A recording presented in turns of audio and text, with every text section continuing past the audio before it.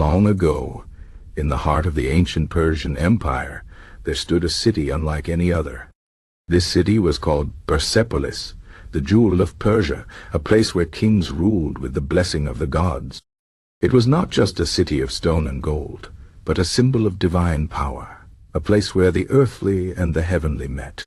The story of Persepolis is the story of kings who believed they were chosen by the gods to rule, and the grand city they built to show the world their glory. The Persian Empire was vast, stretching from the deserts of Egypt to the mountains of India. At its height, it was the greatest empire the world had ever seen. The kings of Persia, known as the Achaemenids, believed they did not rule by chance. They believed their power came from Ahura Mazda, the great god of light and wisdom. This belief was called divine kingship, the idea that the king was not just a man but a servant of the gods, placed on the throne by their will. The founder of Persepolis was King Darius the Great. He dreamed of a city that would show the strength and splendor of his empire. He chose a wide plain surrounded by mountains, a place that seemed touched by the divine. The workers carved great staircases into the stone, built towering columns, and decorated the walls with carvings of kings and gods. Every detail was meant to tell a story, the story of a kingdom blessed by the heavens. One of the most famous parts of Persepolis is the Apadana, the great audience hall where the king would receive visitors from all corners of the empire. The walls show scenes of tribute, people from distant lands bringing gifts to the king. These carvings were not just art, they were a message. They told the world that the Persian king was not just a ruler of men but a master of nations, favored by the gods. The visitors who climbed the steps of the Apadana would feel small before the power of the king, a power that seemed to come from above.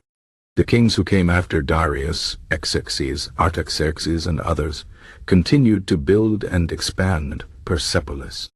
Each one added his own palaces and temples, each one wanting to leave his mark on the sacred city. But the heart of Persepolis remained the same, a place where the king stood between heaven and earth, where his word was law because the gods had willed it. The people of Persia believed in this divine kingship. They saw their rulers not as tyrants but as protectors, chosen by Ahura Mazda to bring order to the world. The king was not just a warrior or a politician. He was a shepherd of his people, responsible for their safety and prosperity. This idea was carved into the very stones of Persepolis, in the symbols of winged lions and sun disks, in the images of the king standing beneath the protection of the gods. But divine kingship was not just about power, it was about duty.